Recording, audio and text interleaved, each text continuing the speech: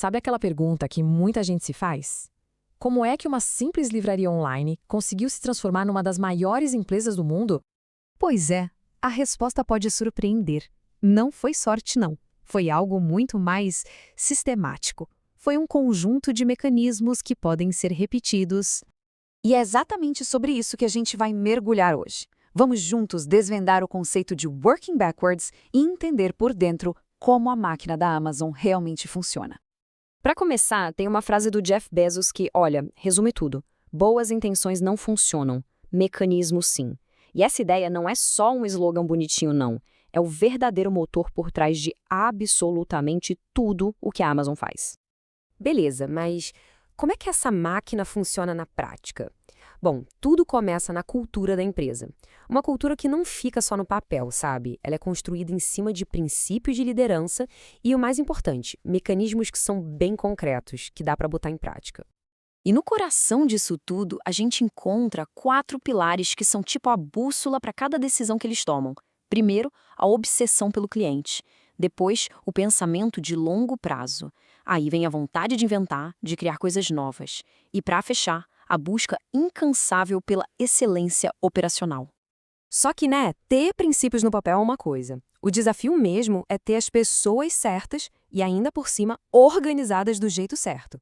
Então vamos dar uma olhada em como a Amazon encarou de frente o que a gente pode chamar de o problema das pessoas, ou seja, como crescer o time sem virar um caos de burocracia. O primeiro mecanismo é sensacional, chama Bar Raiser. Imagina um guardião do templo do talento. É exatamente isso. É um entrevistador que não é da equipe que está contratando, super treinado, objetivo e, o mais importante, ele tem poder de veto.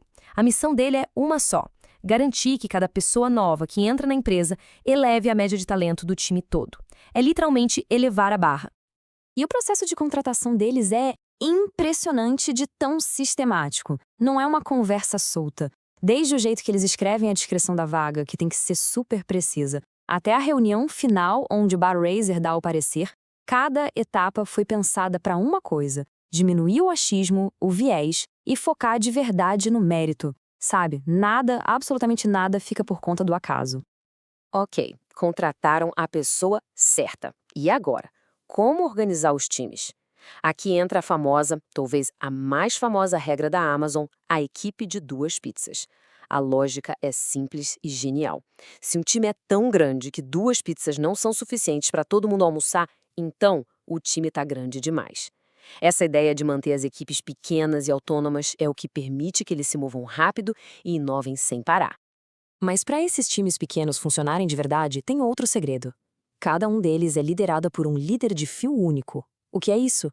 É alguém que está 100% focado em uma única iniciativa importante. Isso acaba com aquela história de um projeto gigante ser só mais uma coisa na lista de tarefas de alguém. Aqui, o dono do projeto tem uma missão, e só uma. A responsabilidade é total. Beleza, já temos as pessoas certas e os times organizados. Mas e a comunicação? Como garantir que todo mundo está na mesma página para executar os projetos? Bom, a solução da Amazon para comunicação ruim foi, digamos, bem radical. Pois é, eles simplesmente baniram o PowerPoint das reuniões importantes. E o motivo é muito claro quando a gente para pensar. O PowerPoint foca muito em quem está apresentando, né? É fácil esconder uma ideia que não está bem madura por trás de uns slides bonitos. Já a alternativa deles, o famoso six-pager, o documento de 6 páginas, faz exatamente o oposto. Ele obriga a pessoa a pensar de forma profunda, a sintetizar a informação e, o melhor, ele expõe sem dó qualquer falha na lógica. E o número mágico é esse aí, 6. 6 páginas. É o limite máximo para um desses documentos narrativos. Isso força a pessoa a ser clara, a ir direto ao ponto. E o mais curioso é como as reuniões começam, em silêncio total. Todo mundo senta e lê o documento por uns 20, 30 minutos. Só depois a discussão começa. Isso garante que todo mundo ali sabe do que está falando, e o debate vai para um nível muito mais profundo. Agora a gente chega no que talvez seja o coração da inovação na Amazon. A grande questão: como eles conseguem, de forma consistente, construir produtos que as pessoas realmente querem usar? A resposta está no método Working Backwards, ou trabalhar de trás para frente. Pensa assim, em vez de construir um produto e depois pensar em como vender, eles fazem o caminho inverso. Eles começam imaginando a experiência perfeita para o cliente, lá no final. E só depois eles voltam passo a passo para descobrir o que precisa ser construído para chegar lá. Isso garante que cada pedacinho do produto existe por um motivo, atender a uma necessidade real do cliente. E como isso funciona na prática? É aqui que a coisa fica interessante. Antes de qualquer desenvolvedor escrever uma linha de código, o time precisa criar 2 documentos.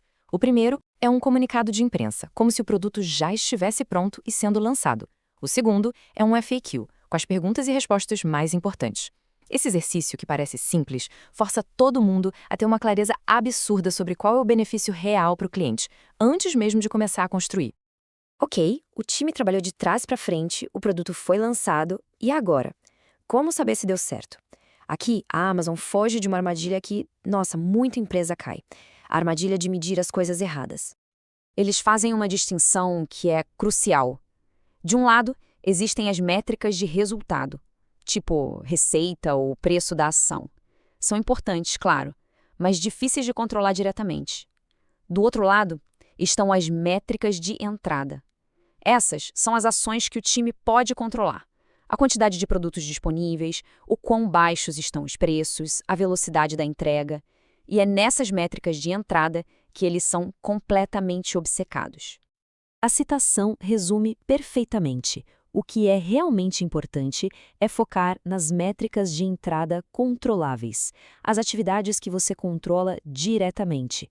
A lógica é simples. Se você cuidar bem das causas, os bons resultados, os efeitos, serão uma consequência natural. E quando eles acertam nessas métricas de entrada, uma coisa mágica acontece. Preços mais baixos e mais produtos criam uma experiência melhor para o cliente. Clientes mais felizes geram mais tráfego no site.